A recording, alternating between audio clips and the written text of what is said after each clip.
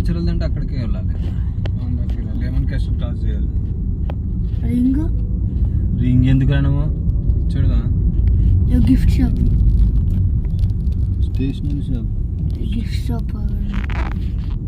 Ring అంటే ఆడికి పోవాలి. ఏం రింగ్ ఉంటావురా? గిఫ్ట్ సెంటర్ చూస్తాను. ఏమైనా మీ మదర్ది ఉంటుందా? చూస్తా ఉందా? మదర్ చూడు. నేను అది చూస్తా. ఓకేనా? ఫ్రేమ్ తీసుకో.